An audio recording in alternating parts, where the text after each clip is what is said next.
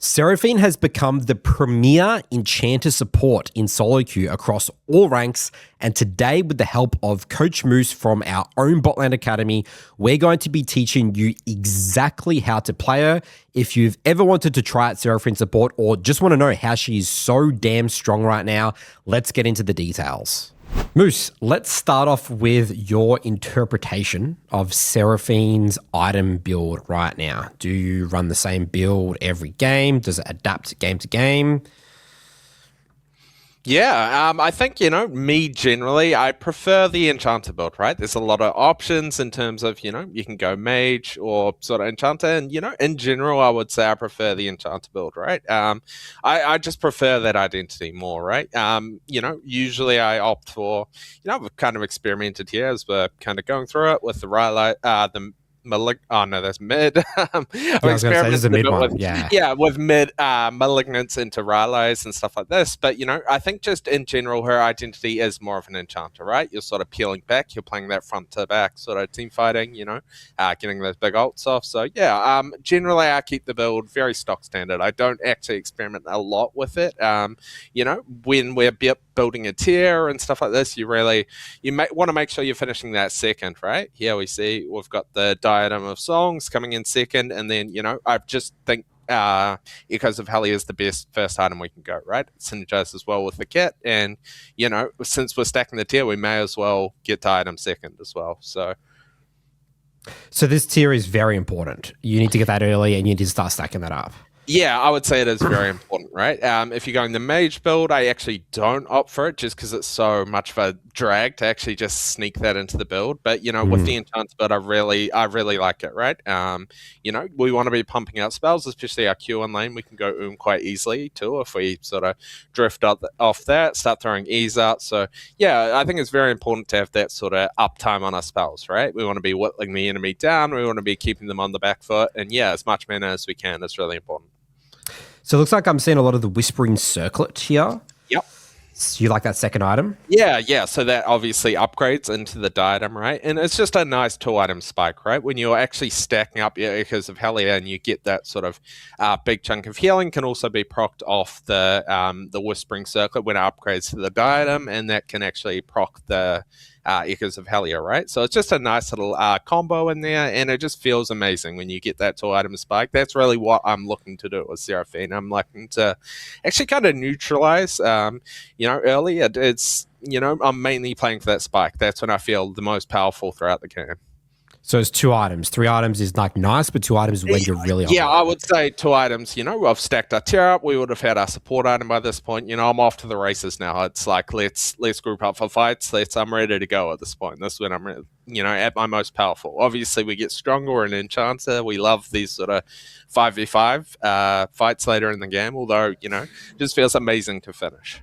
Yeah.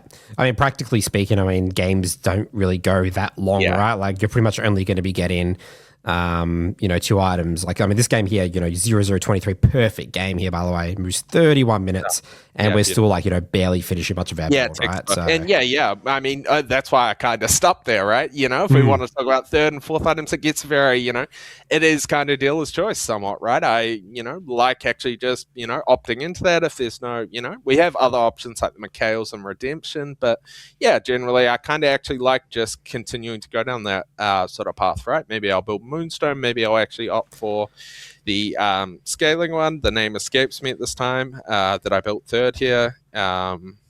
The blue one at the end. Dawncore, yeah. Just a nice sort of late game item. It's like a death cap for an Enchanters, right? It kind of scales off previous stats. So yeah, I really like that just to add a bit of oomph to it. But yeah, Moonstone, if we want to go down that path as well, or Redemption and Mikhail's is just, kind of niche, a bit of an option to use. So yeah. In terms of control wars, are you big on buying a lot of controls each base? I see sometimes you don't. Do you want to be more selfish with your gold? to get these items? Yeah, so this is a big thing with Seraphine, right? We're getting, I actually love opting for the free boots as well. We'll talk about that soon. But, in terms of Seraphine, we are spending we do need a lot of gold, right? We want to hit that 2 items as fast as possible. And if I'm ever in a lane where I feel like I can keep the enemy pinned under tower and keep that control, I will often buy, 1 or 2 control wards just to, I'll place it fairly conservatively and look to control that river and really try to, chip away at them and increase my lead. But, if I'm on the back foot, maybe I'll just play more reserved. I won't buy control wards until I actually finish my support quest. When I finish that, it's only 40 gold for a control ward. So, that's generally how I think about control wards on Seraphine. All right, we'll talk more a little bit about the other support items and look at what the general community are built in. But let's talk about runes now. So looks like we're going airy. Sometimes you go the green tree. What's the thought process here? It looks like you're going airy a lot. I'd say, there's mainly 3 builds I frequent with a bit of variation, right? So if we just pull up a normal build here, we can, I'd say 2 of the 3 builds go with airy, right? If I'm playing the Enchanter build, this is what a, standard Enchanter build looks like for me. I'm, this is a bit more into the scaling category, where I'm running the airy into the mana flow. Obviously, the mana is just really nice on Seraphine. Transcendence as well. This is just, our W is an extremely long cooldown as the game goes on. It doesn't even get reduced as much, but we want to sort of just bring that down over time, right? So this is extreme scaling version of Seraphine. Yeah, this would be the scaling version of even in my, adaptive runes. I've even opted out of going adaptive, right? I'm actually going into cooldown. So this is what I would say the most sort of scaling version looks like, right? We're going for even Gathering Storm, even though, usually I actually prefer to take the Scorch, but this is, an option we can go to. In a lane like this, it looks like I'm versing Bard in this game. I think my thought process here would have been, I actually don't think there's going to be as much sort of in the way of sort of laning. I'm expecting Bard to roam around, so I'm actually opting out of the Scorch and, the adaptive damage. And I'm actually just looking to, scale through this game. I want to keep Bard honest. I want to keep him bot, but, I don't think I need Scorch to do that here.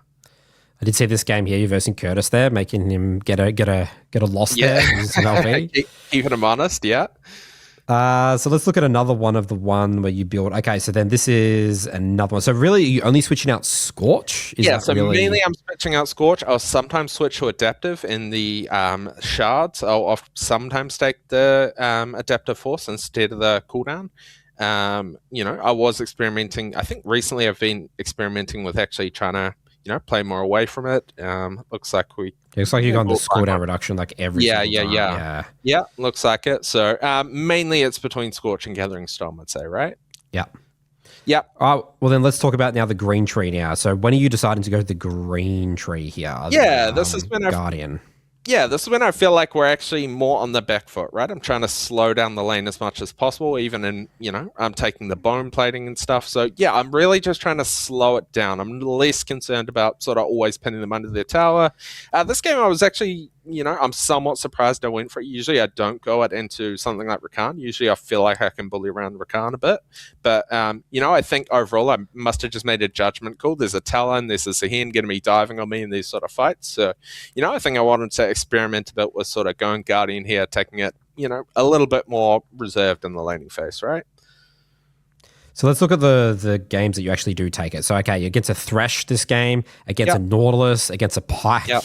Pike you went airy. You didn't go Guardian. Yeah, so kind of interesting here. I think I would have, if I was playing in this game again, I think the thought process here would have been I was playing more, expecting Pike to roam, right? Nautilus actually kind of sits bot a bit more, Pike a bit more indexed into the mobility, right?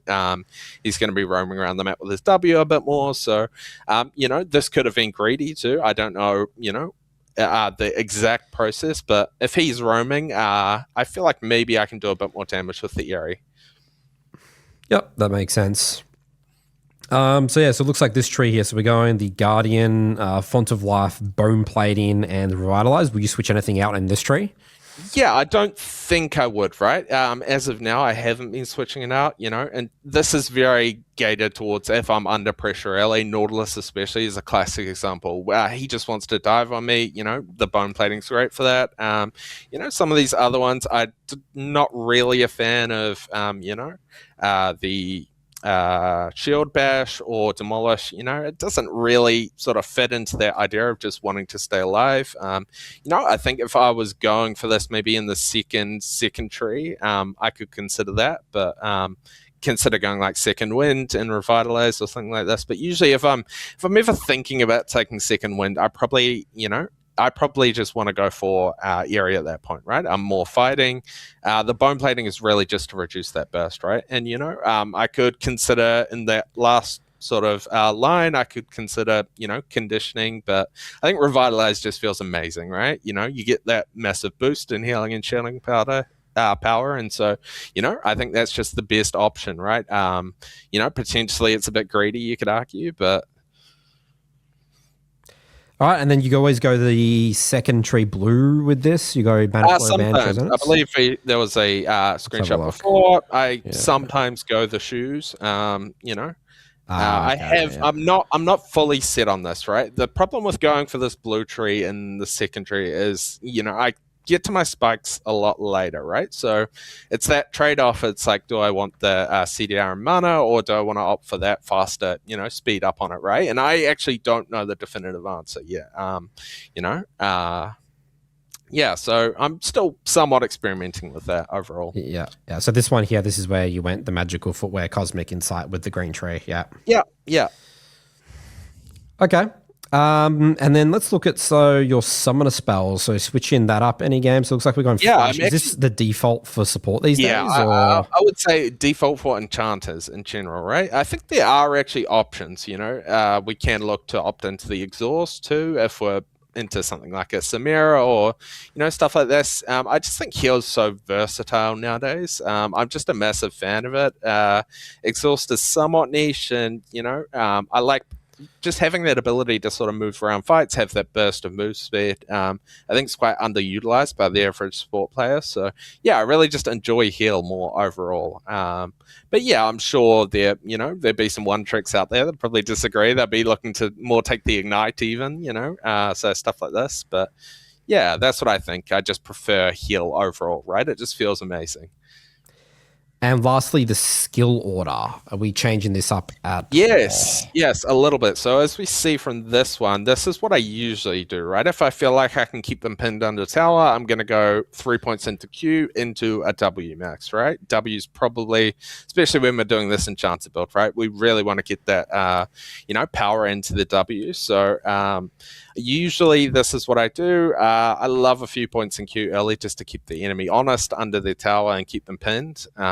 But if we go back to the green tree, I often actually just go for the W max in a lot of those games. Doesn't look like we go it here, but just sometimes if I feel like I'm really on the back foot, I don't even really want to contest a lot, I'll just go for the W max, right? Let's see if we can find one here. So we're going to blitzcrank this game. Yeah, it's 4 weeks ago. Yeah, there we go. So EQ into just W. Yeah, and then and then Q last. Okay. Yeah, so that's when I just feel like, blitzcrank especially. Like, if I'm walking up to Q this guy, it is, it doesn't align with what I want to do in the game. I want to get to 2 items. If I'm walking up looking for Qs, it's just adding more volatility to the game when I just want to slow it down, be more reserved, and, play from there, right? All right, let's now just talk about some other items here. I've got Emerald plus Seraphine support. So talking a little bit about, so the Dreammaker versus the Realm Spike here. So what's the one that upgrades to which one do you take every game? Yeah, so usually I go the Dreammaker, right? This is the Enchanter focused one. That's the one on the left, most popular, right? So that's, if you're going Enchanter, I would say it's between this and actually, I've been experimenting, on my second account with a little bit with the red one too. Less so. Yeah, so Bloodsong just feels amazing overall. Obviously, with our passive, we're actually getting a longer auto range too, so it's quite nice to sneak a auto in too, just to add to that, right? Something I've been experimenting with, but generally we want to be looking at Dreammaker for doing Enchanter. So it looks like the pick rate wise, obviously most people are going this 45%, but there is 30% of the Seraphine support players are going the Realm Spike. So this is like the more carry Yeah, oriented, I like more would say damage. if I'm going mage, this is just a good option, right? It aligns with what we're doing with our build, how we're playing fights. It is just the sort of mage option, right? If we were playing a Zerath or like a Zyra, this is the stock standard, right? It's the most damaging sort of like a Ludens as a support item. But again, you prefer to play the champ identity with Seraphine as an enchanter.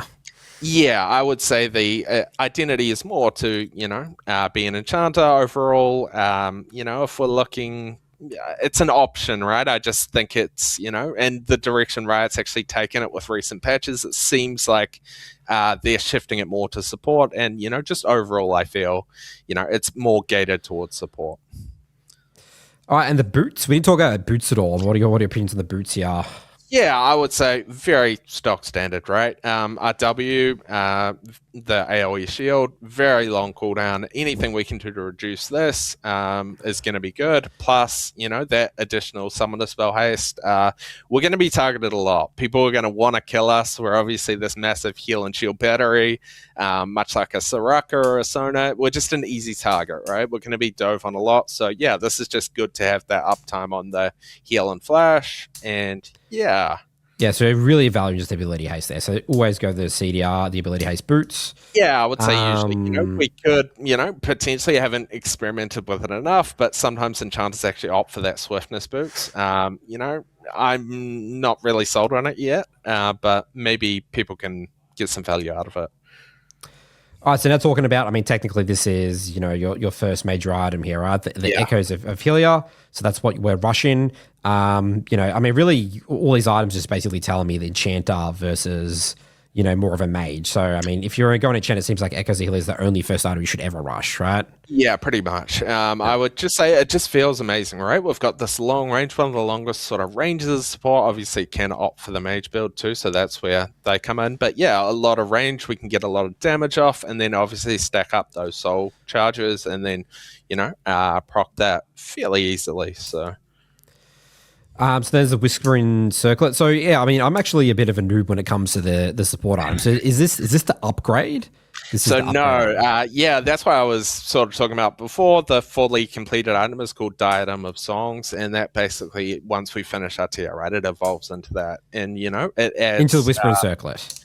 No, the Whispering Circle upgrades into the Diadem of Songs. Oh, I see. I got it. Yep. So, I don't know if it's actually displayed on there, if it displays as the, Diadem. But, yeah, this is basically like our big spark, right? It just feels amazing to hit it. That can actually proc the healing from the Echoes of Hylia, too. So, yeah, it just feels really good. Obviously, I'm sure every role, when they finish their tier item, it feels good. But, yeah, it just, if you're familiar with the item, it just sort of heals over time. Very stock standard, but, simple is, that's kind of the way we want to approach Seraphine. It's like simplicity is the most, expression of mastery on this.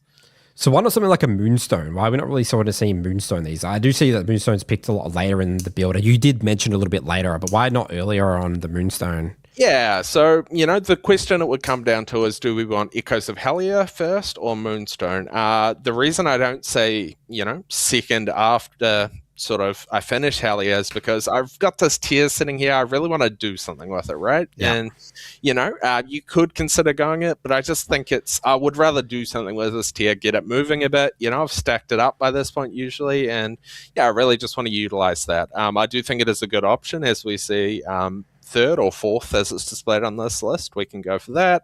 So, I just would really want to do something with that tier. So you're really big on this Dawn Core, but I'm not seeing it really picked at all here. Is this the Ambu special, or is this more of like it is a little bit of a special, I guess. I would consider it, it is relatively scaling. I just think, if we're playing Seraphine, I'm building a Hylia, I'm building, all this heal and shield power. I just want to kind of up it, right? And that's kind of what it does. Moonstone kind of does that job as well. I just feel like, it's really optional. I don't really like the fact that Moonstone gives a lot of HP. By this point, I'm already fairly durable. You know, I feel like I'd rather opt for this ability power and heal and shield power, right? And just get that big injection. But, you know, I think it is dealer's choice. Maybe if I'm versing more dive and I want the HP from Moonstone, it's something I can consider. But, you know. What about healing reduction? What's your view on healing reduction? I don't really see it at all in your builds. Yeah. Is it your job as a support? Do you view it as someone else's job? Yeah, it's just the thing is, right? I'm going for, you know, I'm opting into boots because I want the money. I have to build this tier early, and it's like I'm feeling like if I start putting healing reduction in there too, I'm gonna be doing a lot of things. I've got this tier, I've got healing reduction. I'm building my first item. You know, I'm just trying to do too much. I consider it on other supports, right? You know, if I'm playing, you know, a Karma or something, and it's very Q orientated on versing a Soraka or something, yeah, I'd consider it. But that tier, it really just slows everything down, right? And you know, I wanna finish some of these items as well. So I'm just gonna be just, you know, not really doing one job well. I'm trying to do a bunch of jobs to a suboptimal level. Is there any other items here that support Academy members, like, you know, talk to you about, or Seraphine, or is there much here to debate? Or is it more very much just, you know, just follow me, guys, this will work every game? I would say the first two items I'm very confident on. Yeah. After that, you know, I would say, you know, Moonstone's a great option. I'd say Dawncore. You know, if you want, you can, if you enjoy the Redemption, you can do that. And also Mikhail's is very situational, right? If we're versing Lysandra, Threshhooks, you know, these key CCs that can, you know, they just win games if they hit, right? So, yeah, I would say past sort of 3 or 4 items, it's dealer's choice. But if we're getting to that point anyway, the game's probably looking good by that point. So, yeah, and then obviously we've got, you know, we're only really exploring sort of Enchanter options here, right? The Mage sort of side of it is, that's a whole other beast. And we can, you know, there's a lot of fans on that. Yeah. What about the Shirelias? This used to be like really popular, but is it not popular anymore? Yeah, I mean, again, I would say, you know, third or fourth, it's dealer's choice. Maybe if I lack a lot of engage and a lot of that mobility, it's definitely something, an option we can go for. I personally haven't experimented with it, but just as an enchanter in general, sometimes we can feel this lack of sort of agency and sort of feeling like we're just kind of all grouped up, but we can't do anything. You know, that's a good time you'd want to build it, right? So yeah, I think it's definitely an option for sure. Awesome. All right, well, let's jump into the practice tool now with Seraphine, Moose. Let's do it. Okay, Moose, let's start off with, how does Seraphine's kit work? Yeah, so in general, you know, if I was to break it up, right, if we're playing in the laning phase, generally I'm approaching it with a very small wins mindset, right? I'd want to chip the enemy down with my Q. Like, I mean, we can even just look at the range here, right? It's wild. What I want to be doing is just generally chipping them down with my Q. That's how I'm sort of approaching this. And then as we move later into the game, we're going to be looking at our W. Obviously, we're maxing it and getting just a lot of heal and shield value out of this spell, right? And so the passive, the way that it works is how many abilities, and then you get like an upgrade. It's sort of like I forgot another champion. It's sort of like a Sona in a way, right? Yeah, somewhat, right? Instead of Power Chord and Powered Auto, we're getting another use of our spell, right? So we can use that somewhat, you know, I would say just in the lane, I'm going to be looking at using the double Q, right? And then, you know, every third spell, essentially, we're getting another one, right? So I've used my Q. It uses actually another one because I'm using 2. So it adds another stack. And then I use a W, use another W, and now I'm ready. My next spell that I let loose is going to be a double, right? So, you know, in terms of Q, it's just going to be that double damage, double sort of orbs coming out. And there is a 0.3 second delay, I believe, on the, you know, ability coming out. And it somewhat empowers our next ones, right? With our W, when we press W, it does a big AoE shield. But then if we're already shielded, as it says here, we're actually going to add a heal onto it as well, right? So here, it's a heal and then a shield. Whereas if I just do it by itself, it's just going to be a shield.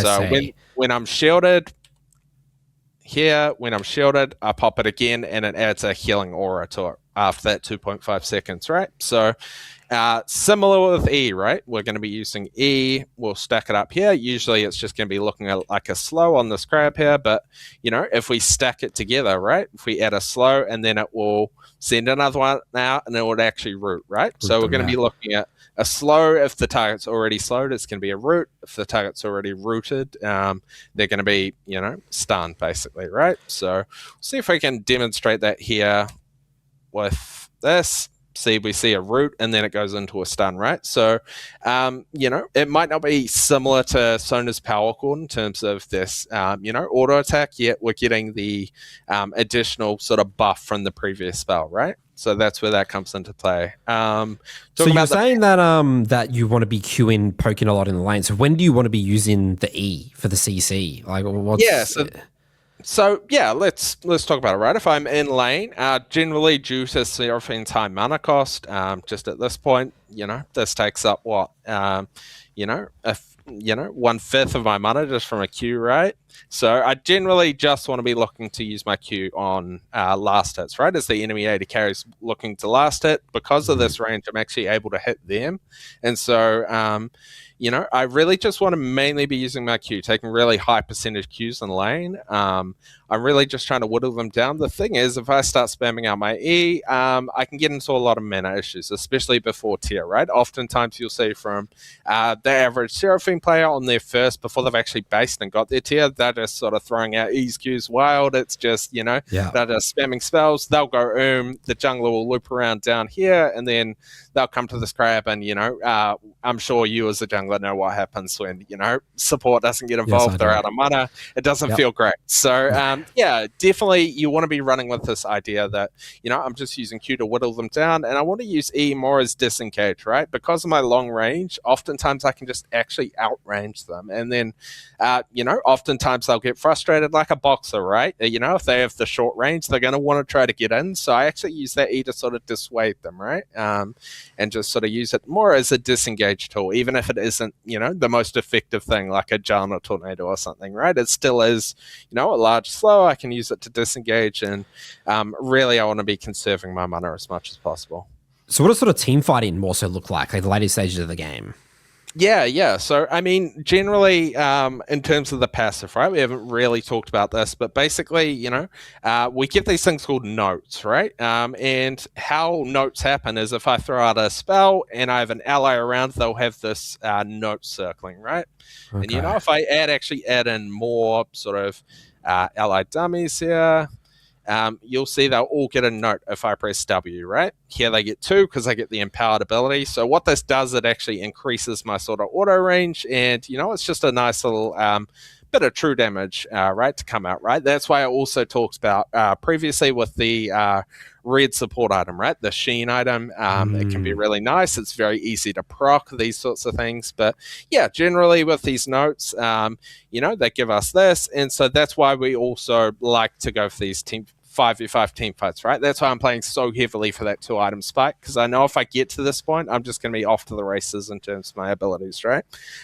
This is where our ult comes into play, right? Our ult is actually a massive cooldown as well as our W. We see level 1 here, 2.5 seconds. That's including sort of, transcendence. We got CDR and stuff. We will have it. So yeah, very long cooldown. And, generally the main 2 ways I'm thinking about these fights is, I'm thinking about key threats, right? I'm thinking about assassins. I'm thinking about people diving onto me. Do I want to be using my ult to sort of peel, or do I want to be looking for these sort of, big AoE fights, obviously hitting multiple people through the backline, right? So if I put another enemy dummy here, the way Seraphine ult works, I'm sure people somewhat know, they would have seen clips of it, but if it tags just the one person, it's just going to continue to go through, right? Extends the range. Yeah, exactly. So, it is always kind of, it's somewhat like a bait in a way, where it's like, I feel like a lot of Seraphine players, they always look to hit as many people as possible. They want the dopamine, they want the, hit multiple people, whereas oftentimes, if there's an assassin coming through here, a lot of times they actually disregard it. They just go for this, and then they end up getting bursted both them and the AD carry, right? We're so squishy, we're going to be targeted. So generally the two ults I'm looking for is if I need to be worried about an assassin coming, I'm actually just oftentimes going to ult for, the single person, right? Using my E to actually disengage. If we just look at it here, we can see how thin this is, right? It's like a thresh hook. Assassins nowadays, a lot of mobility, they kind of get around this. So if I just look to ult on the single target, the thing about this too is, with this ult, if we actually combine it with the E2, like we talked about before, it'll actually change that into a stun, right? So I charm here, I'll do it on the dummy, so it demonstrates a bit better. Yeah, into the E, and these are going to be even more stunned, right? So they're, the ways I'm thinking about this. Also, coming into this fight, talking about sort of our passive here, sometimes I actually like to enter these fights with just 2 stacks here, right? And then I'll be sort of approaching it, whether or not I have an assassin coming in here, or I'm more looking to, ult the backline. I'm looking to just ult E through here, and then because I'm usually putting points into my W, now as my empowered spell, I can pop the W, I can speed up my allies, and really make value out of the shield on the back end after my CC is coming down, right? So on top of that common mistake that you see Seraphine players, I want to go for like the 5-man Dyna ult, which is actually funny because I say that to Dyna players a lot of the time as well. Just be comfortable getting that one person with the R, because kill someone really quick, or the right target, fight can just be instantly won. What other common mistakes do you see from Seraphine players that you've coached? Where there's poor ability usage, not just R, but just other abilities? Yeah, the biggest thing I would say is, using our R incorrectly, like I said, and also mismanaging, our sort of stage presence, our third sort of thing here. We want to be making value out of this one way or the other, right? If I'm, going for the mage build, I haven't really talked about it, but, I'll be looking more for the damage, right? The Q, but because we're going Enchanter, I'm talking about that here. Mainly, I want to be looking to use my W here. The shield gets very large, the heal comes in, and, I just want to be looking to do this in team fights, right? I'm putting points into it. It's my identity, so I want to make use of it. And, people often, they just kind of lose track of it, right? They're throwing out ults, they're throwing out E's. Oftentimes, they're spamming Qs due to the short cooldown, and they just fully lose track of it, right? So that's sort of the common mistake I would say is around the passive usage and the third sort of ability. And to clarify, you're going 3 points Q to win lane and do stuff in lane, and then you're going 5 points max in W. Is that right? Yeah, so mainly the 3 points in lane in Q is for the laning phase. Although I will say, if we do have a Hellier in here, because it takes a percentage of the damage you deal and adds it to the next shield we use, it actually increases that, right? So if I actually go back to base and buy Echoes of Hellier, let's see here, add some gold in here, buy this, and we'll come back. And so the way this item works is if I do damage with it, it's going to store up a percentage of this damage, right? So we see, it stores 30% of the pre-mitigation damage, and it stores that up. So even if I am, sometimes not that keen on putting points into Q, I will do it anyway, just due to the fact that it's still giving me some heal and shield value from the Echoes earlier, right? Then I press W, and, if they were anywhere close to, that 95 HP down, it would heal them, right? Yep. And any advanced things? Obviously, people say, Enchanters are maybe an easier class to play. Is there any cool advanced things for Seraphine, or is it just everything we've talked about? Yeah, I mean, the flashy stuff, right? It's not really Seraphine's bread and butter. However, there are sort of things we can do, right? If we're, looking to, I talked about before getting dove on, let's say this is a talent diving on me and we got the general fight over here, right? We can actually opt to try and do both, right? It is a little bit fancy, but we can ult here, flash here, and try to sort of do both, right? Then we'd be throwing the E down on top of it. So yeah, definitely that ult flash. The way we can use that creatively is sort of try to do both jobs at the same time, right? That's where some expression can be shown, and also, in laning phase, I can also, look to E flash, right? Just for that instant, if I have three stacks on my passive here, I can E-Flash, get that root, and, obviously just secure that CC, right? I try not to, talk about it a lot because really if we're thinking in this way, we can get into big pitfalls, right? We can start, running into issues where we're trying to be too fancy with it, where Seraphine's really the definition of, keep it simple, keep it consistent, stay disciplined, and that's how we get the results. Beautiful. All right, let's jump into one of your games in high elo now, Moose. Yeah, let's do it. Okay, Moose, before we go into the gameplay, I just want to talk about some high-level concepts with Seraphine and how you think about the champion. So, I've already talked about, that you prefer Seraphine as played as an Enchanter versus a Mage in the support position. What would you say is your overall champ identity as Seraphine? I guess how do you differentiate yourself from other Enchanter supports? How do you win games? What does a great Seraphine game look like? Yeah, so I would say a great Seraphine game looks like, I have this mindset, right? It's like I know I'm probably one of, if not the strongest sort of 5v5, support in the game. We talked about the notes, how, that can increase just with more people around. I have this massive AoE spell. Literally all of my spells, they can hit multiple people. So, as many people as I can grouped up in these 5v5s, that's what I'm thinking about, right? I want to basically just reduce as much volatility as possible. I kind of think of myself as kind of like a hyper carrier support, right? Similar to a Sona, where I just want to keep the game relatively, neutral and less volatile and scale up to those two items like I talked about. So that actually brings me to a question is, what is the difference between Sona and Seraphine if you were to, to describe it? Because I feel like a lot of people think that, they're just, Seraphine's just like a new version of Sona, that released a couple of years later. Yeah, it is a good question. I think the main difference I would say is, we obviously have a lot more skill shots. We're a lot more skill shot focused. I would say Seraphine's actually more gated towards those 5v5s. It is somewhat dangerous actually roaming as a Seraphine. I just have no, peel at all. Even, you can say when I hit level 6, I can technically peel with my ult, yet it's very telegraphed, right? If I do that. So it's quite dangerous to walk through jungle and stuff alone. And I would say, with Sona, I can ult defensively, stuff like this. So, yeah, I would say it's more orientated around the spell usage.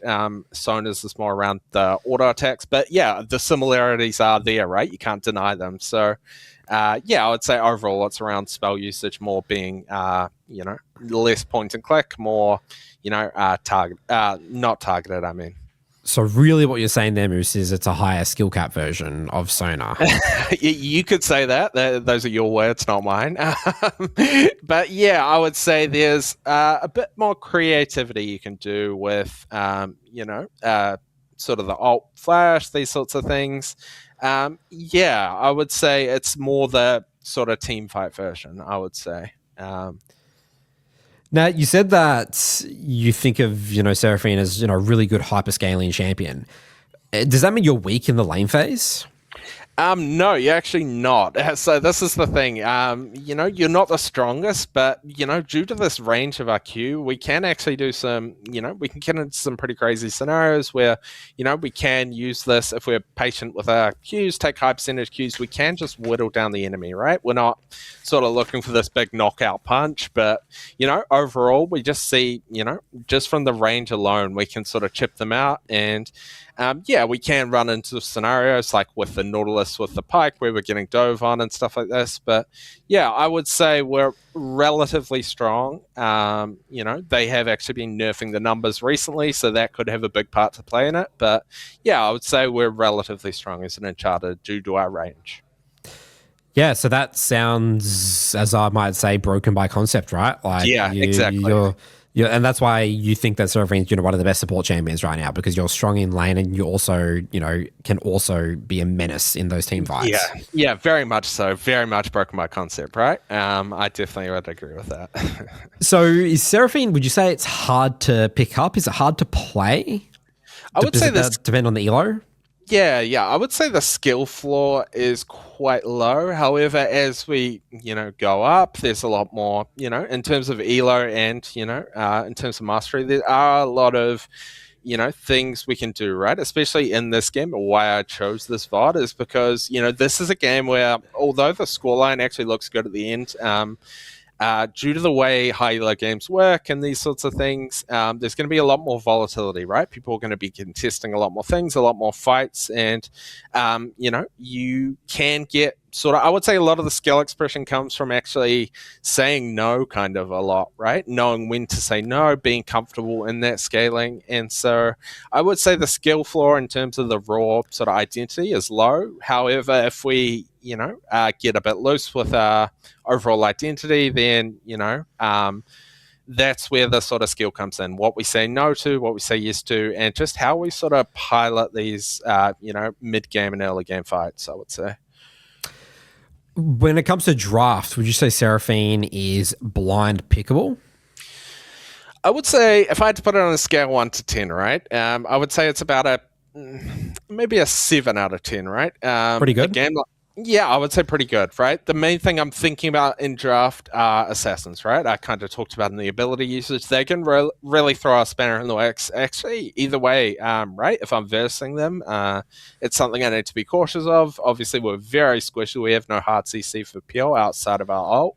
But also, even when they're on my team, right? Like this game here, I've Rengar and Fizz, oftentimes they can be wanting to, the Rengar especially, they're going to be wanting to attack side lanes, right? They're less actually keen on grouping for these neutrals. So, that can be a bit of an identity split for, us. We kind of both want to do different things. So I would say overall it's about a 7 out of 10, yeah. So would you recommend people to OTP the champion? I'd say it's an option, right? I think it's a really good option. However, I think she is just somewhat in that broken by concept category at the moment, where her numbers do get switched around a lot because she's being played bot lane, she's being played mid. So the issue with that is her numbers get switched quite a lot, and so it can be quite hard to sort of get a great feel over time, right? If the numbers are always getting switched up. And overall, I would say I would rather either complement with Engage as in your pool and have a more well-rounded pool, or have something a bit more early game focused in a way or in your pool, right? Like a Karma, or something to disengage as an Enchanter, right? Like a Jana, something like this. So we're talking about the champion's broken right now. So what are her actual weaknesses? You've mentioned you don't like playing against heavy assassins and stuff like that. I mean, what would you say are her actual weaknesses as a champion? Yeah, I would say a sort of, between maybe, she does have a somewhat weak sort of early to mid game, right? Before I finish that circlet, as we see here, or the diadems, the tier item, right? Before we finish that, she... I would say between level 6 and, when we finish that 2 items, I do feel a bit of a dip, right? We're starting to put points into a new ability. We're less sort of worried about, queuing them out. They can always reset a lot more. So, it does feel like a bit of a dip comes in, and it's going to be more about getting to that spike, right? What do you think the general support community or Seraphine members in the sport, Botland Academy support players, what do you think the misunderstanding is for this champion, where people might struggle to get results? Yeah, I think people do underestimate her laning phase. I do see people play very reserved in the laning phase in general. Usually, actually, it's in 2 camps, right? They're either too reserved in the lane, they're just kind of playing back. They're really, kind of that classic Enchanter stereotype, right? They think, okay, like I said, I want to hit 2 items, but they don't really, try to play for lane, right? We have so much range and so much power in this lane that we kind of fall asleep, right? We check out and we get complacent, right? So some people fall into that camp, other people fall into the camp of, I'm like a mage, right? I can just continue to spam spells, whereas, we often run out of spells, like I talked about. We're not sort of healthy, have a lot of mana for these fights, and we just don't really we have to keep basing. It just really slows us down and gives them an opportunity to actually get into the game, right? In terms of overall sort of team fighting, I'd say people are relatively good. I will say people do make that mistake of actually using their E before they throw out the ult, right? Because when we ult, we can obviously get the increased or the upgraded CC from our E. So I would say, that's probably the biggest team fighting mistake is around spell usage and around our sort of, not our power chord usage, but the empowered spell, or they ult before they E and they don't get that big stun come in at the end. All right, Moose, let's take a look at this game now. So we're playing with a Tristana here. So what do you think about level 1, like coming here? Seeing like a tab screen happening here. Do you think about your matchup? Do you think about where you're going to, walk specifically? What goes through your mind when the game begins? Yeah, I actually am thinking about matchup a lot here, right? Seraphine is actually deceptively strong level 1 due to the fact that she has kind of 2 spells in a way, right? Or a duplicate of, 1 spell, right? So usually in this scenario, I'm either what I'm looking for here specifically with the tab screen is like, can we actually just run straight bot and kill them, right? Can we contest over this bush here in the middle and actually look to fight, right? That's why even if I see some action going on here, I'd make sure I want to get that ward down. I'm actually more keen to look for a fight, right? Level 1 is a bit of a spike, and then it somewhat dips in terms of these sort of scrappy fights, but I would say with that additional spell coming in, I am looking to, use my advantage early. So specifically against this Poppy Karthus lane, so you're saying you really want to just bully are you going for the Karthus more or the Poppy? Because you said you like to punish people on last hits with your Q. Yeah, definitely in a lane like this, even just from the level 1, that's why I was posturing, down pop. Before, I wanted to actually, look for an all-in, right? Especially in this lane, I have lethal tempo over the Karthus. I'd say we're actually quite a bit stronger than them, level 1. It can be somewhat dicey with the Hail of Blades, but, I think if we play it well, we're going to win that. But in terms of, I'm approaching this. I'm looking to Q on these last hits here. We see he walks up, and I'm just looking to Q, right? And I'm basically looking for a repeat of that, right? With a game... with a matchup like this, it can be a little bit, I'm not going to sit here and say I've played against Karthus and Poppy a lot. I haven't, so I am also trying to figure out that 2v2 dynamic, seeing what they want to do. But, basically the main identity is I'm looking to Q on those last hits, right? And sort of chunk them down. So if you miss too many Qs in lane, would you probably lose that Seraphine game? Like, how important is hitting Qs? You'll definitely lose games off it. The way I like to approach Seraphine is I like to pin them under their tower when they last hitting under tower. It's just so easy to nail those Qs, right? So if I miss a lot of Qs, if I mistime it, it gives them space, right? It gives them space to actually push me back in the lane. It gives them more opportunities to look for all ins on me. I need to definitely be, a lot more careful with it. So you decided to stay there. Is that because you didn't have enough tier money? Yeah, so this is actually interesting, right? Because Poppy, because of the level 1, Tristana got the early pickaxe. She's pinging it now. And so, I don't really have any real reason to base here. Yes, my mana's at half, but I basically want to stay here. And what I find interesting is this fight here. This is actually one of the first times I actually demonstrate just saying no, right? I think a lot of support players...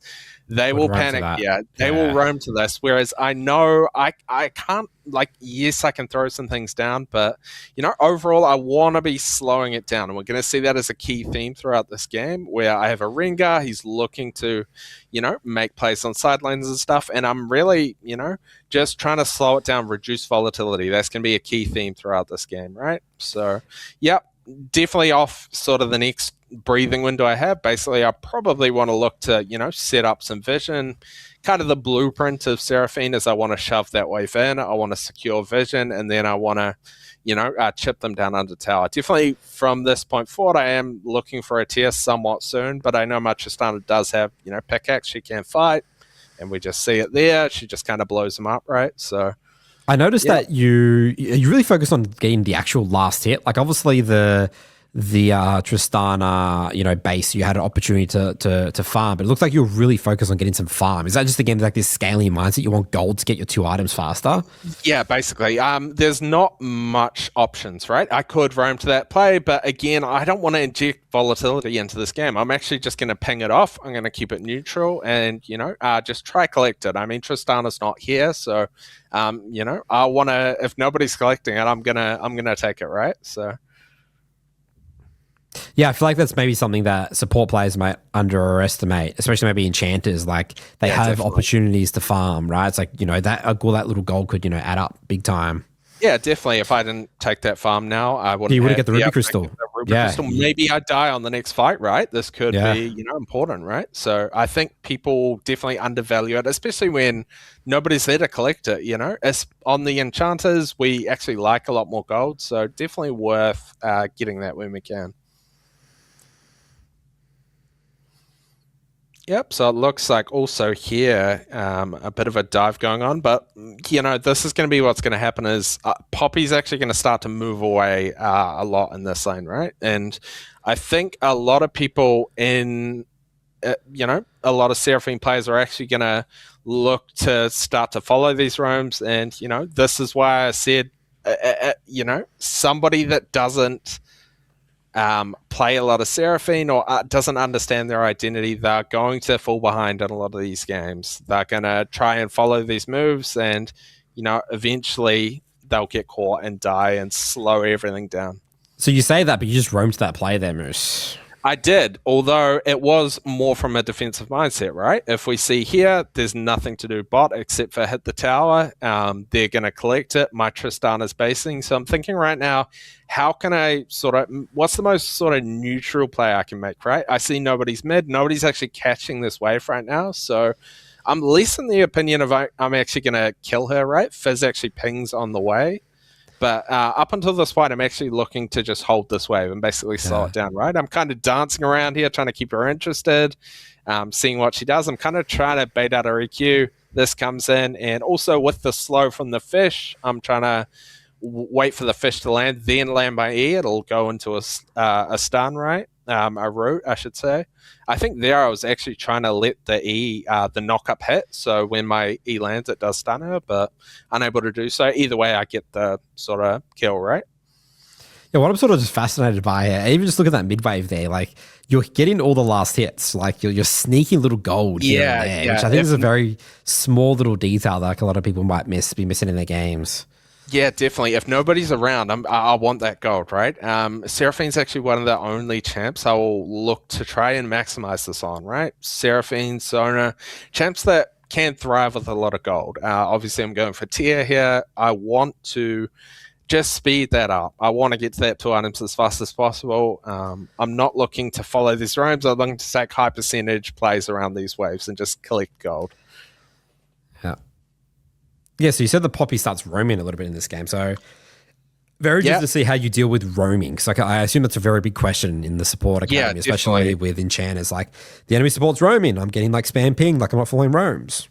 Yep, and we even see that here as I'm coming out of base, right? I've got a lull state coming out of this base. I'm just pinging Fizz off. Although it's unlikely Poppy can actually do any real damage mid, it's probably a likely target she's going to look for, and so I'm just pinging that off as I'm leaving base. I'm danger pinging along the side. I'm making it very clear, actually, that I want to play towards bot. I don't want to be moving around the map. I want to reduce volatility as much as possible. We see Poppy actually show up here, and I'm actually pinging on the wave here. I'm not trying to just rush for this. I'm trying to actually draw her back here, right? If I can push this wave very fast, even Q on the wave here, I basically want to draw her back to this lane by putting a lot of pressure on this Karthus. I'm spam pinging here, going forward. And yeah, I want to make Poppy actually react to this, right? This is the thing people don't understand a lot about, roaming supports. He's done a good job right now, but now it's sort of my turn to put pressure on him, set up my vision. I'm actually walking in here to get deep vision and sort of set up the next play, right? Instead of trying to follow everything and being on the back foot the whole game. Yeah. Yeah, and as you said, so you want to bash the wave when people roam, not sit there and just freeze it and then poke them Yeah. under and bully them under Yeah. the tower. That's what you said you really Yeah, like I would bullying. definitely prefer to, keep them pinned under tower. I want to start whittling away this tower, especially this game over Tristana. I know we can blow it up. I think here too, I think I'd actually want to ping this off and actually just walk bot, right? I don't have my ultimate right now. I'm still sort of scaling up. I do, yep. I ping this off. I actually just want to reduce volatility. If Rengar goes for this, that's his call. I know Poppy's, I can track her. She comes bot. But yeah, I want to be marking that Poppy through my pings, right? I don't have to physically be there, but if I'm able to mark her through pings and track her, then I'm still able to put some pressure down and keep the game sort of slowed down, right? I want to bring the game down to my pace and get to my 2 items. So again, it sounds like pinging is like a really important fundamental, I guess, of this Enchanter sort of playstyle with Seraphine. Just constantly tracking the Poppy and constantly telling the intention, like, okay, I do not want to roam to the plays, like danger being there. I want to just sit bot and just chill and just chip away at this tower. Yeah, I would say it's very powerful, right? And it's within, it's doing everything in our power, right? If I start roaming, yes, I can kind of be there and I can do some stuff, but it's just not good overall, right? The most I can do from if I am opting into my lane, the most I can actually do to impact the map is just communicate and mark my counterpart, right? If she's going to roam, then I'm going to try to call it off, these sorts of things, and just try to impact it as much as I can. And while that's happening, I'm obviously drawing as much pressure as I can bot and keeping the Karthus on his toes. Okay, so you have ults now. You're level 6. Yep. What do you think you get much stronger with the ults? Like, or are you still like you're going to make more like aggressive plays? You can go for like flash R plays, or you just more again, trying to chill? It is in that line of I just want to play for my 2 items, right? Very disciplined. Whenever my ult is a 2-minute cooldown, it's very long. I'm only really using it if 100% I can secure a high value kill, or I'm looking to peel. Just use it defensively. So a lot of the time, maybe would you say you're probably using that defensively a lot more, like in your games? Yeah, a lot more defensively, right? Every time I use that, it slows the pace down. I'm not able to sort of go for plays like this, getting vision. I want to really let them, try to come into me first, and then I'll use my E and just disengage. Yeah. Yeah, it's really interesting. You just keep mentioning it again. You want to slow down the game. And basically, it's like a mini game. You're constantly just trying to problem solve. How can I slow it down? By pinging, by, not wasting my R, maybe even holding my flash, my summoner spells, so then I have to invest a lot of time to kill me. It's just this constant mindset of, how can I just make sure that I'm going to be getting to the mid to late game in a very even state? Like, it sounds like you can do things in lane, but your goal is not to dominate the lane. Yeah, it's to do as much as I can. That's why I also, if we look back in this VOD, I've been establishing vision every time I've been getting, this push out. I've been establishing that and then getting vision, and then I'm safe to poke them down under tower, right? Yeah. So you push wave, walk in here constantly, sweep, ward, hit tower, back and forth. You just rinse and repeat basically this intent. Yeah. So basically the bot tower breaks, really. Yeah, exactly. I'm playing with a Tristana too. Here I actually misplay. I try to look for a buffer on this ult, and then Tristana and I accidentally sync up wrong. I try to ult him out, doesn't work. But yeah, if I had to use that ult under tower trying to kill the Karthus, this play wouldn't have gone the way it did. Right? Yeah, they will bait themselves in and die. Yeah, exactly. Looking at this now, the E and the R, I was like, there's no way you're dead there, but the R and the E is so powerful when they're running at you. Yeah, because they're going to come into it, right? I can stack that up. And then here, I don't even flash. I was never planning on flashing this. I actually wanted to buffer it. I misplay. I don't buffer it. But I'm not even thinking about flashing it. I think I'm safe at this point after Lee Sin misses Q. And so I actually just play this very reserved. I let them come in. I let them come into my range. I disengage. And then I play it out, right? Yeah, we'll look at that again, because I think this is just important, because this just seems like I've played against a lot of Seraphines and I've made this exact mistake. Yeah. I'm thinking that they're caught and then I just get my entire team killed. Yeah, so once that Lee Sin Q misses, if he still had it, I would have flashed. But once that misses, that's when I'm looking to disengage, right? A bit unfortunate. Tristana and I, desync here. She knocks the Lee Sin out of my ult, but the result's still the same, right? As long as I'm surviving, as long as Tristana's alive, I'm actually baiting them in and keeping the ball rolling. In fact, this fight's still going on, and even just in this fight, I can't contribute a whole lot, but I'm just kind of looking to walk that line. You see me kind of walking on Lee Sin's Q range. I'm trying to be involved without, dying, right? I want to walking keep the tightrope. Yeah, exactly. All right, so I assume we're going to shove this wave and then probably base. Yeah, definitely looking for a base at some point, right? I've got my item, I've got my Hellier. I'm halfway there, right?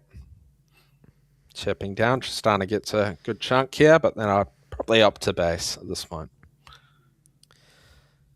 Making some good work on this tower.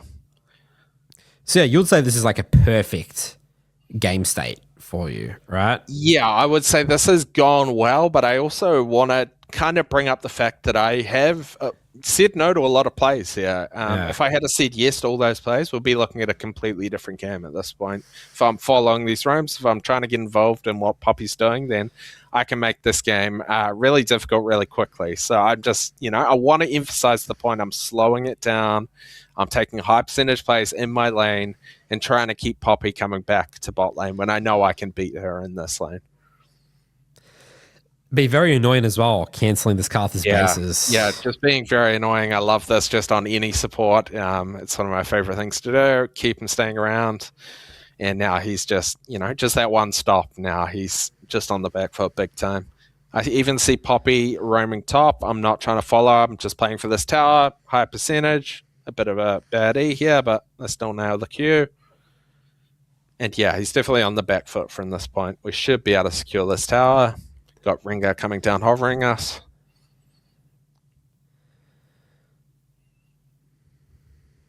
Also important to mention with that W heal that I do show here, I sometimes use it in lane just because it actually heals based on missing HP, right? The lower you are, the more it heals. So that's why, oftentimes I actually like to enter fights with 2 stacks and W a bit later, right? Okay. So you could heal yourself right now, but you're holding your empowered ability. Is that because you're fighting a dragon? It's not a major heal, so I am just sort of holding it here. And the problem with sort of spamming it out is I have to go through my full rotation again. I have to use multiple Qs to actually get to that third point. And because this dragon fight's going on, I want to hold all my cells for it. Plus my Fizz actually bases too, so I am kind of looking to get out of here and play it quick. I'd use it on the back end as we leave, get that move speed, and just get out of here. Probably looking for a reset soon. So once the first tower is broken, bot, what are you looking to do now? Like, so I guess we're in mid game now. So what are your mid game reference points? Is it again slowing it down until you get to your second item?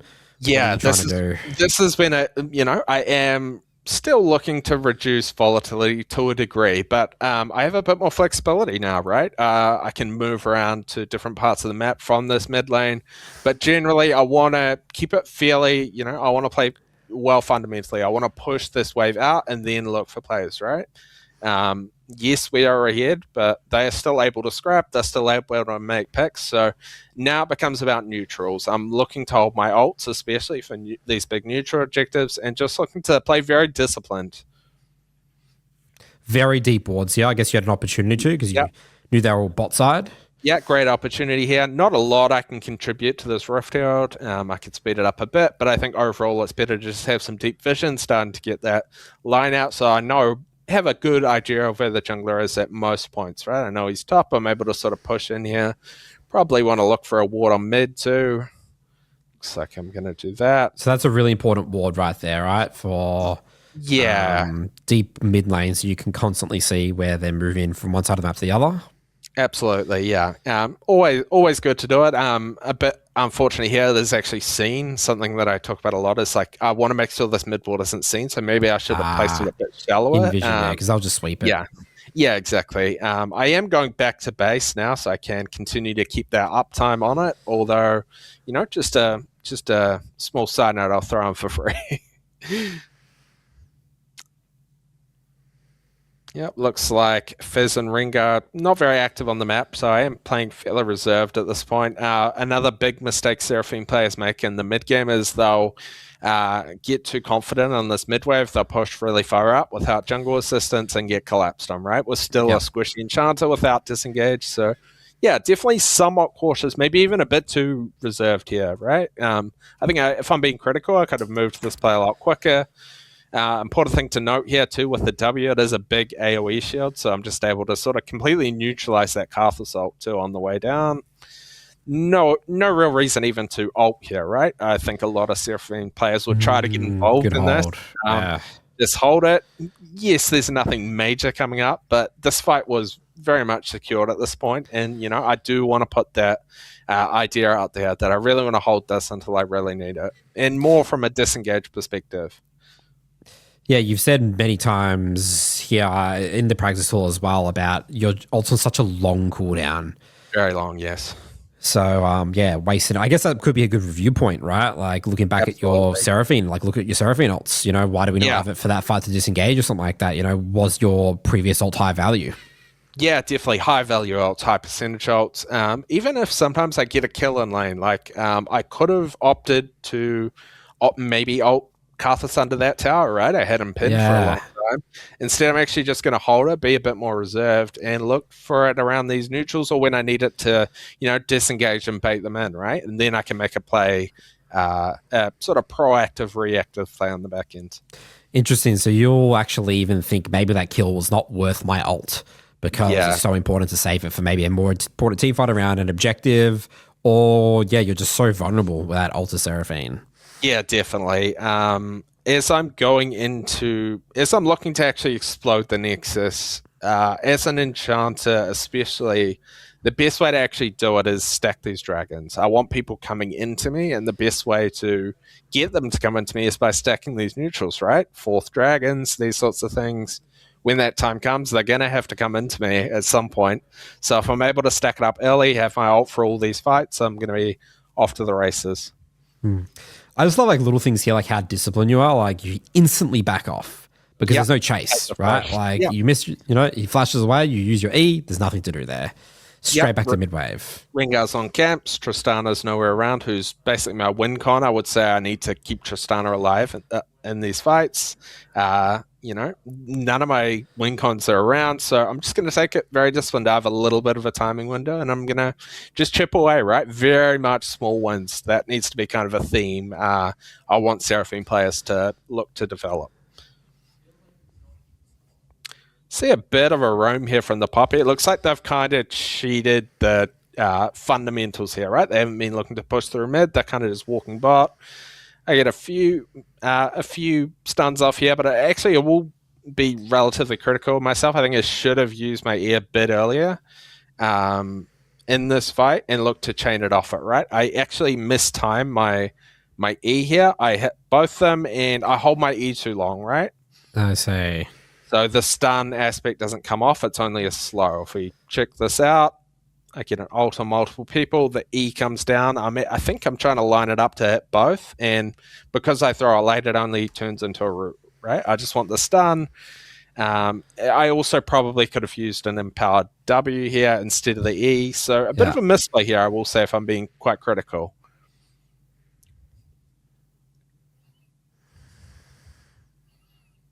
So we're getting the Drake, though. A very slight win on this fight. I'm okay with it.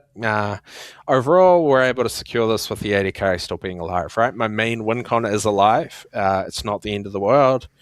Some defensive vision here, and I should be finishing my diadem here, right? Now I'm really strong at this point. I actually don't even have my tier stack. That's how I've been playing that discipline that I don't even have my tier stack. So maybe even too reserved in terms of my usage. I've been too intentional that I've been not stacking that up fast enough. I should get it very quickly here as I hit a few more spells. But now is when I'm really at my strongest point. I'm actually starting to move around the map a bit more, and we see that healing will start to come through, right? So how will you think about now closing out the game? Yeah, I want to just continue to get these neutrals, right? I want them to come into us. I want to continue to get these. Once I have push on this mid wave, I'm going to be walking over to Baron. I'm going to be getting vision and just choking them out, right? It's very hard to actually walk into Seraphine if I'm sitting in a bush. I can easily ult into my E, and it's we're talking a 3 second stun. So very difficult to actually walk in and secure vision if I am set up. I can push waves faster, I have tempo, and I want to be getting Baron and playing very reserved, just looking to siege basically and, group up. I kind of want everyone to ball up on these objectives and I can get max value out of all of my spells.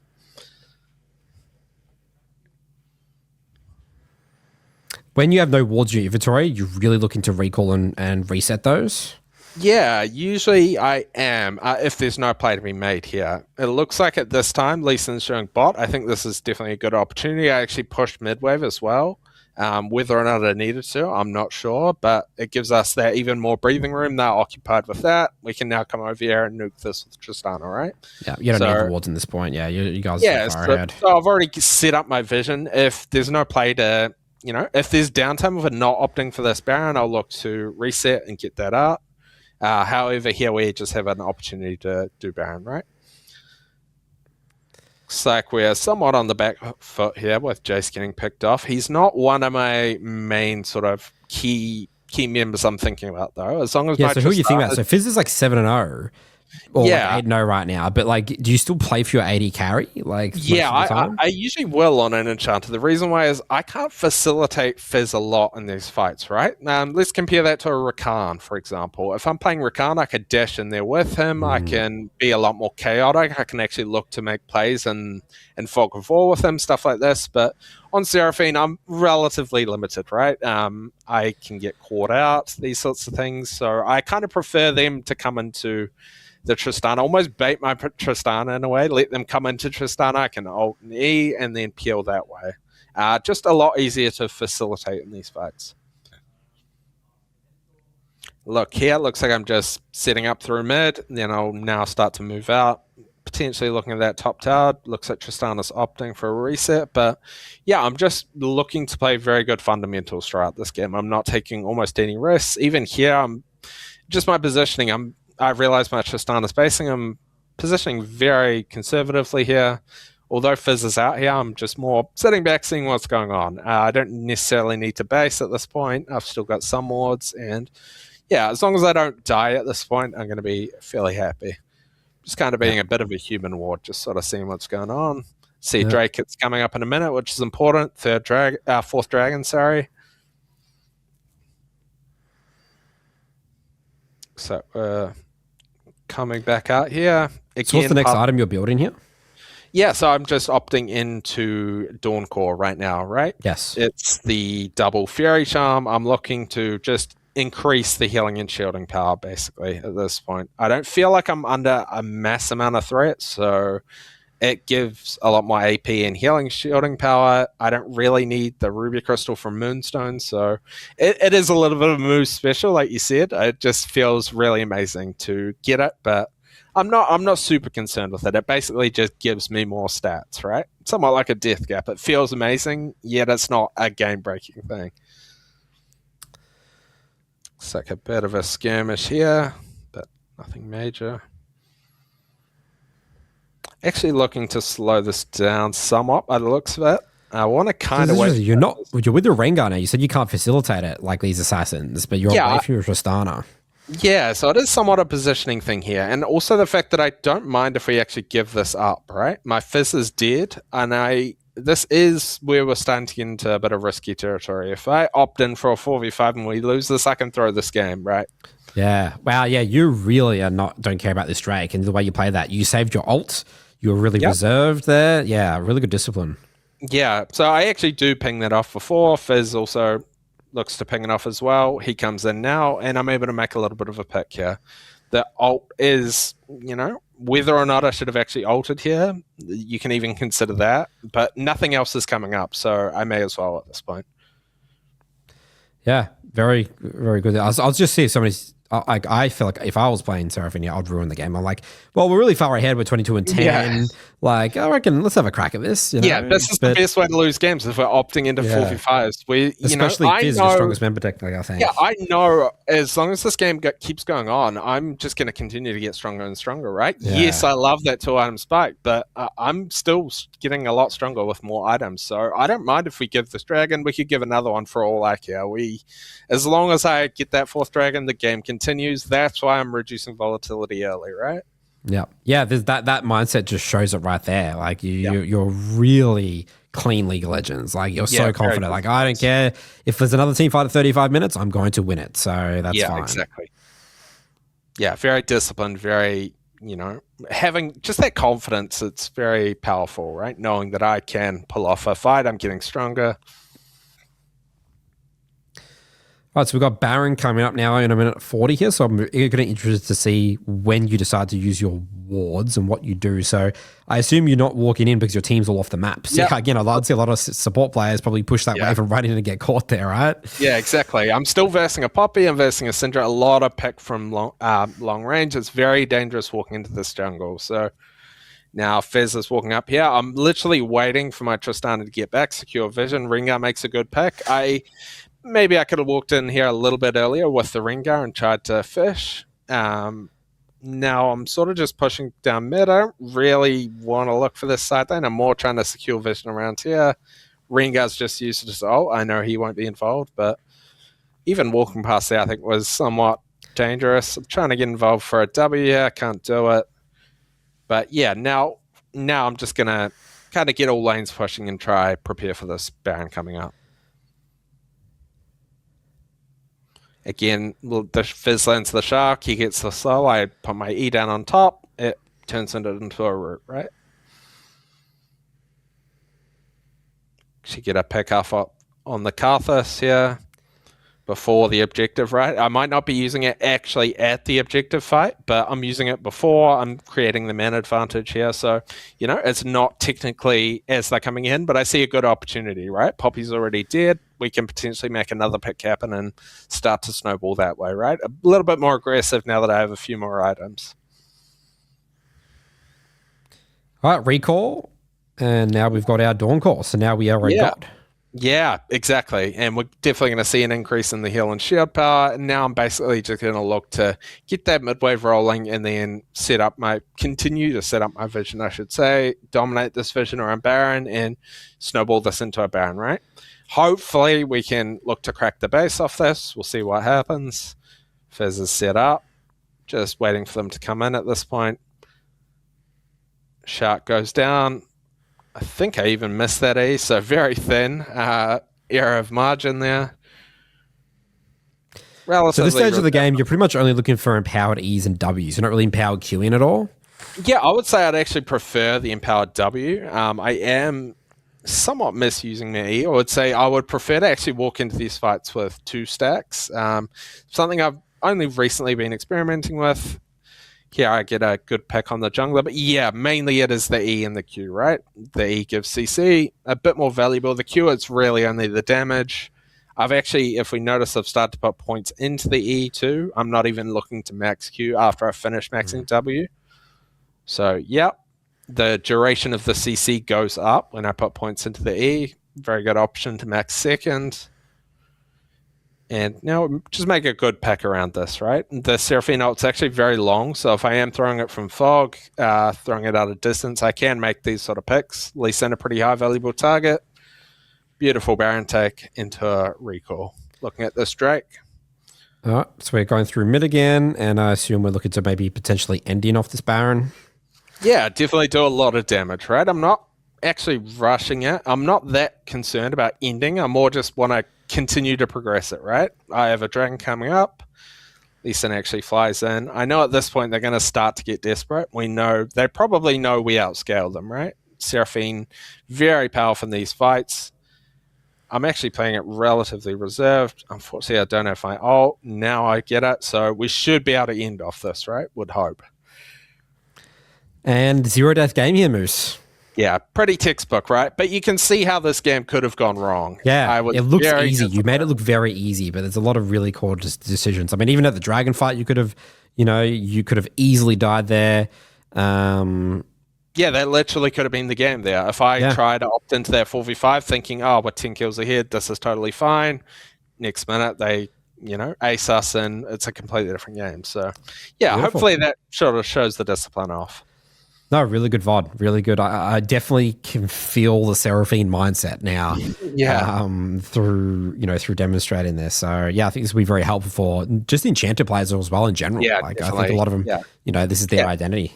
Yeah, Minimize, Seraphine's minimize, definitely minimize. on the further end, right, where I'm looking to really scale. But it's nice if you are making that change of mindset to go the complete opposite way too, right? So yeah, I think people can really see this, and even if they're playing something like a Karma, they can realize I'm still going to be strong, and as the game goes on. So yeah, just slowing it down, being disciplined. All right, Moose, let's now move into our support matchup tier list. Awesome. Okay, so for the matchup tier list here, Moose, let's get straight into the champs you hate seeing on the enemy team as Seraphine. What are the very hard champs to play against? Yeah, just right off the bat, right? Champs like Nautilus, Pike, Blitzcrank, even anything that can basically inject volatility into the game, I'm very scared of, right? Even something like a Bard, Leona, I would say maybe not Bard. I'd say, maybe Bard and hard, but yeah, Leona, I would say maybe very hard. Yeah, I would say definitely these four are probably the hardest in terms of just the fact that they're able to inject so much volatility into the game. They can always kill me in lane.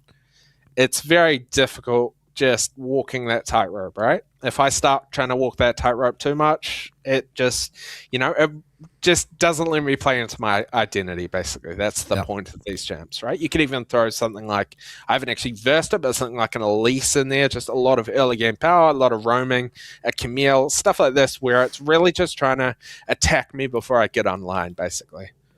So what about like the Rel and like Rakans of the world? I mean, we versed a Poppy that game. Yep, I would put Rel and I would put maybe Poppy and yeah, I would say it's relatively middle of the pack. Something like maybe Alistair and Rel. I would say it's somewhat dependent on hard and skillful. I would say somewhat easier because if they can get creative with their engages, they can obviously get out on the map. They can slow us down a lot.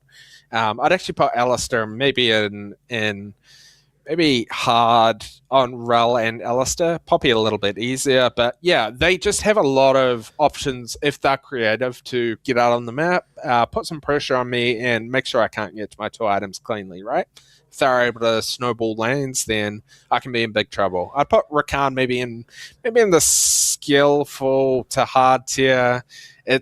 He can put a little bit of pressure down, but unless he's very creative with his ult and sort of finding windows, it's going to be quite difficult for him unless he hasn't been, pushed out early. All right, well, let's go down the full inverse. What are the easiest champs to play against? Yeah, I would say it's these sort of low range, your Wardens, your Enchanters. I'd put Braum in there, I'd put Tarek in there. I'd consider stuff like quite weak Enchanters, right? I'd consider Zillion, I'd consider, Yumi, these sorts of things where it does feel somewhat like a free lane, right? I'm not getting too much pressure to put Morgana in there. I would probably put Milio in there too. These champs that can't really fight back in the laning phase just have too much range on them, right? And even if they are able to close the distance, their damage isn't just powerful enough to make any real impact. Morgana can be a little bit tricky if she's able to land a binding, but if I'm in binding range, I'm probably doing something wrong, right? If I'm getting hit by that binding. Now we're sort of getting into enchanters that can sort of, I would say it's somewhat a skill matchup, right? Things like the Lulu, the Nami, if they're able to close distance on us again, I put Sena in there too, Soraka, even Sona to an extent. Aren't you afraid of like champs like does Sona outscale you? I would And say Yumi? she's probably the only one. I would say Yumi Yumi is a little bit unique. I do think Yumi is just, in terms of relative balance, is actually fairly weak at the moment. Yes, Yumi scales well. However, I think she's the opposite of broken by concept, where Seraphine's strong early and late. Yeah, Yumi's Yumi is kind of useless. weak early and weak late, right? So, Yeah. yeah, I think maybe if the numbers change, she could be considered stronger later. But Sona definitely, I would say, is one of the few champions that outscales me. So why would that not go in the harder? Like, don't you both have the same game plan, and she's just going to be like Yeah, better? yeah. I think I approach this more as what sort of how much grief I'm getting in the laning phase, right? The I'm lane phase, yeah, thinking, it is a I'm matchup thinking killer. how So. much can actually slow me down and create Yeah. as much grief for me, and I should be able to outrange Sona for the most part. Yet, if she's able to close the distance and get in, she can still do quite a bit of damage and work, and she can somewhat outroam me, if somewhat. But yeah, I would say I'd also put Jana in there too, and yeah, I would say that is it. Probably Renata actually in easy. Yeah, kind of going through some kind of niche champs at the end here, right? In terms of the hard category, I would put something like a Karma or Nico in there, where they have a bit more sort of range. They can actually Interesting. Yeah. match a lot of my damage and start to push me back, right? As you saw in their VOD, I was often pushing them in. I was keeping the pressure up, but Yeah. Nico and Karma can actually contest me a lot more on these waves. They can actually push me back, do some damage to me, root me up. So yeah, I definitely consider them. In terms of the mages, they're able to somewhat neutralize it as well. They can actually walk the range a bit more. I'll be honest, I haven't seen a lot of Xeraths and Vel'Kozes, Zyras too, when I've been in this. So yeah, mainly this is, I'd probably, if I had to go one by one, I'd probably put Lux in hard. I'd put Thresh. Well, Thresh is going to be a very hard, right? Isn't he volatile? Yeah, he is very hard. Yeah, definitely. Yeah. I'd put Mal. Actually, here's actually a very interesting point we haven't talked about, right? In terms of wind walls and spell shields. So, I'm currently making the Seraphine guide over on the BLA, and importantly, I even added a special category with wind walls and spell shields, right? Mal. The fact that she can reflect my ult is just so frustrating to deal with. Yeah, I see. And it's like a tier of her own. ult, I'm already holding my ult long enough, and now I have to even watch for this ability. So, yeah, I think Mel should also just be there just for that interaction alone, right?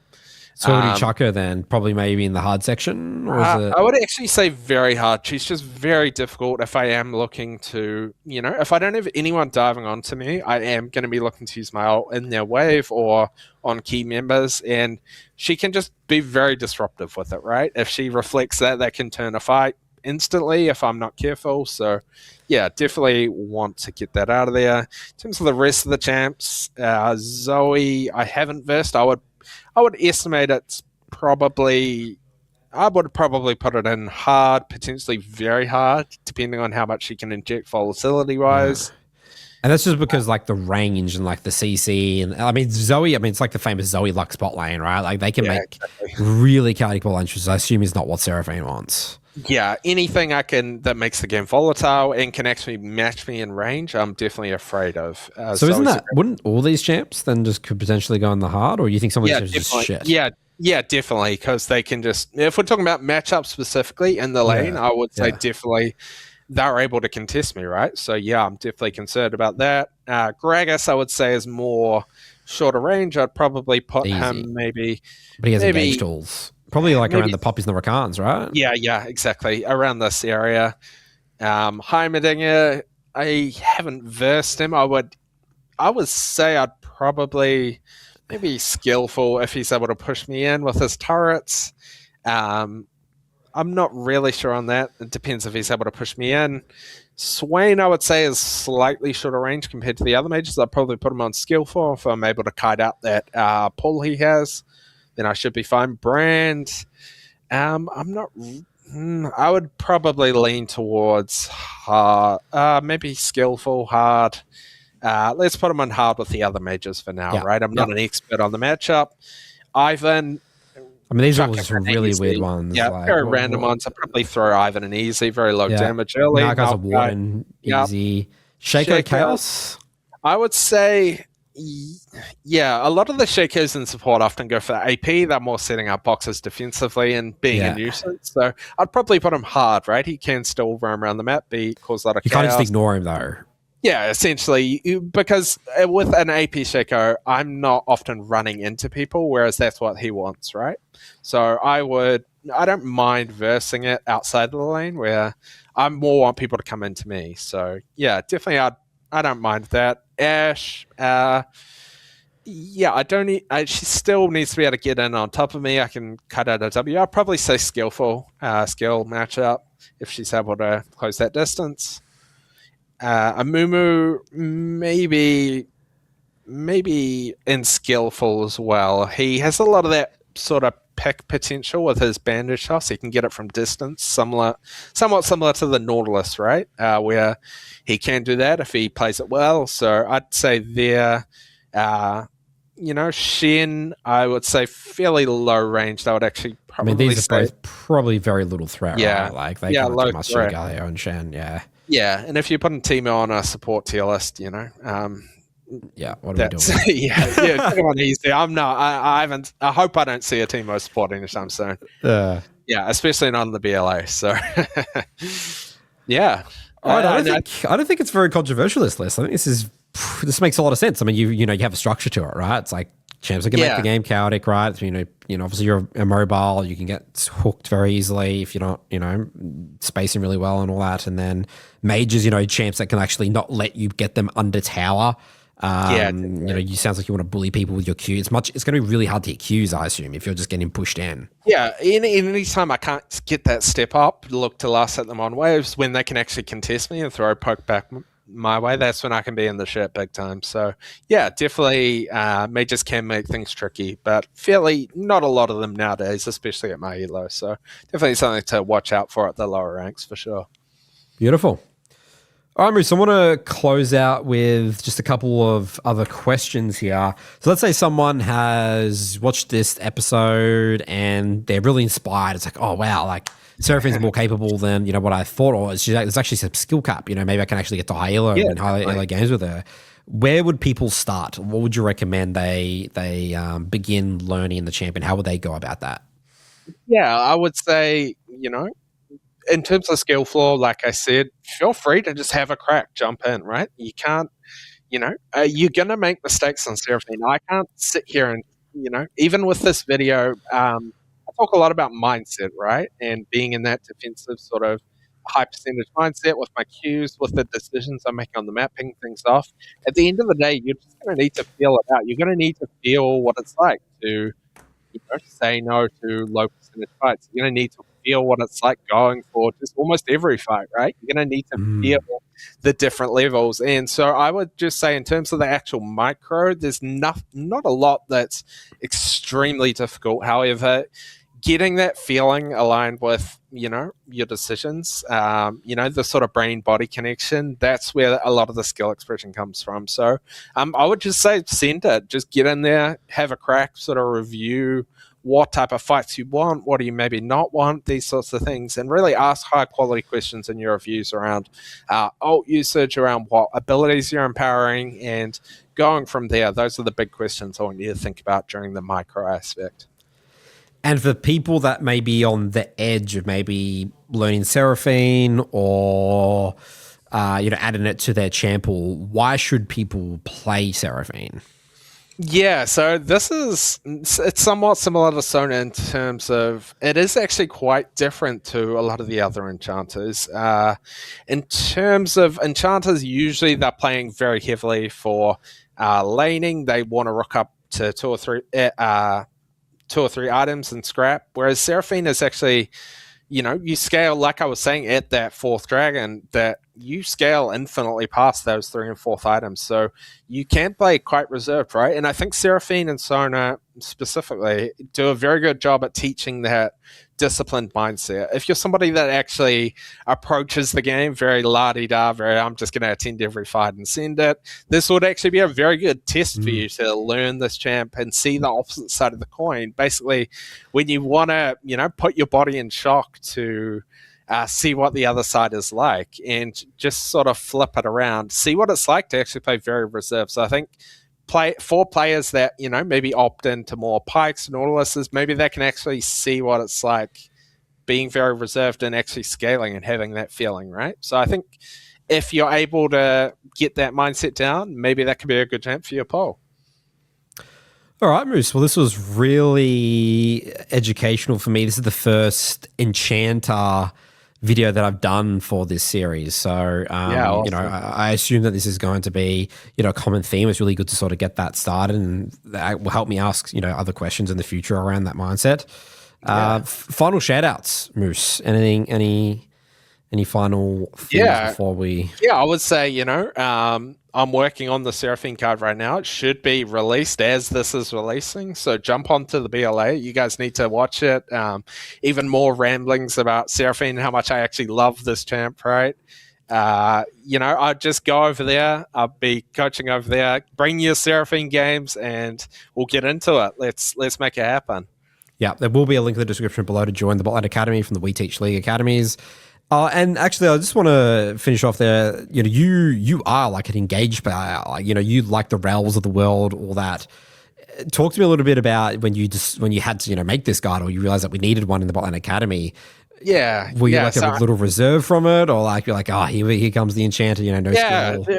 Yeah. So I mean, you think about it, right? I broke my teeth on sort of Rakan, Rel, Nautilus. I love scrapping. So, when Charlie we had a chat about what champs needed a guide, I saw Seraphine there. I knew it had to be done, right? I had to make this guide. But, a part of me, I'll be honest, was like, oh shit, here we go. I got to play Seraphine. I gotta get into the weeds on this. But, I've actually found a massive passion for it because it's the complete opposite of what I usually do. It's actually the polar opposite. Usually I love scrapping early. I love creating chaos on the map. Whereas this is the complete opposite. It really gave me such more of an appreciation for the game, right? There's so many different styles. That's why I love League so much, but I really got a refresher of it. So I'd say, just that ability to go from one extreme to the other is just so powerful. And that's why I kind of love Seraphine overall, right? Would you say it's made you more of like a complete player, a support player? Yeah, definitely. I would say overall, I've experimented with Melio and Nami in the past. I would say I've always had a, Enchanter in my pool. Usually when I make climbs when I hit rank 10 on the Oceanic server, I always kind of had an Enchanter in the pool, right? I had a Melio in there, I had a Nami in there. But over time, I would say I just gravitated naturally towards the fighting style, right? And I think I just, I love to be in touch with that Enchanter style, and it makes me just appreciate all aspects of the game, being able to have it in another sort of arrow in my quiver, as it were. Beautiful. Right, well, thanks again, Moose. You guys can, again, check out the Botland Academy in the description below. We'll see you guys in our next episode.